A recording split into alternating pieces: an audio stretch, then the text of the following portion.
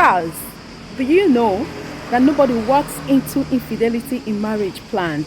Most times, it's as a result of a simple friendship with an opposite sex where adequate boundaries were not set that ended up leading to extramarital affairs. If you want to safeguard your marriage emotionally, you must intentionally set boundaries with the opposite sex. Taking for instance, it's easier for a man to stop capturing the emotional attention of a woman, even unknowingly to him. To the man, it's just a simple conversation with a colleague, with a church worker, with a neighbor. But to her, it's emotional trigger and attention. Being friends with an opposite sex without setting a boundary is intentionally walking into a danger zone in your marriage. No matter how simple your relationship with an opposite sex may look, it can easily lead to infidelity. Understand this, my dear spouse. Your marriage is one of the most important things in your life. Therefore, you must constantly fix it, maintain it, and protect it with everything that is within you, so that nothing will affect the bliss in your home. Waiting until infidelity occurs in your marriage before you can think on how to establish boundaries with an opposite sex can only lead you to regrets. I have a quick suggestions for you. I have about 4 suggestions on how you can set healthy boundaries with an opposite sex so that you can emotionally safeguard your marital relationship. Number 1, please, spouse, do not be friends with any opposite sex your partner is not comfortable with. There is no exception to this rule, and do not go ahead making excuses or defending why you think it's needful to keep that opposite friend. It will be sounding like you care about the opposite sex more than your partner. The second boundary is, please do not share detailed information about your marriage with an opposite sex.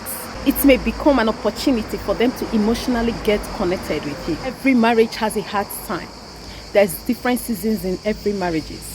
If you are in a hard time in your marriage, please look for a mentor to lean on. Look for a spiritual leader to confide in, a pastor. Look for a trusted same-sex who you can listen to or seek for counsel. But please, do not sell your marriage with an opposite friend.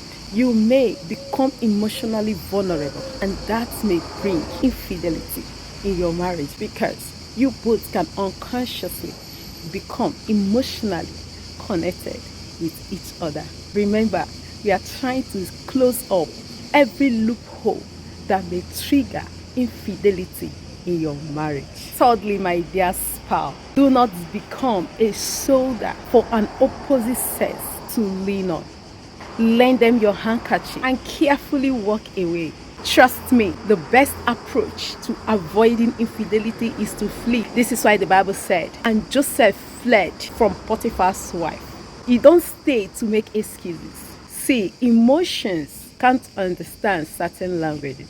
So the best approach is to flee when you can. Lend your handkerchief, lend your napkin, lend your tissue, and carefully walk away. But do not ever lend your shoulder to an opposite sex to cry on, for that may lead to emotional connection that may end up in extramarital affairs. Finally, my dear spouse, do not be alone with an opposite sex after work. For any reason this will happen, endeavor to inform and get permission from your partner. It's not because you are being controlled, but it is easier when your partner is aware of everything you do with an opposite sex. It safeguards your home. It safeguards your emotions. It protects your connection. And it becomes a watchdog to whatever you do with that opposite sex. Do not forget that most emotional relationship begins with recreational activities. So avoiding to sit out with an opposite sex will help your marriage in a whole lot of ways. Here is my final tips. Do not forget that almost all the affairs started in a simple friendship. Nobody walks into an affair planned except for those who have a history of sleeping with multiple persons even before marriage. Therefore, intentionally setting boundaries in your marriage is safeguarding your marriage emotionally. Stay blessed.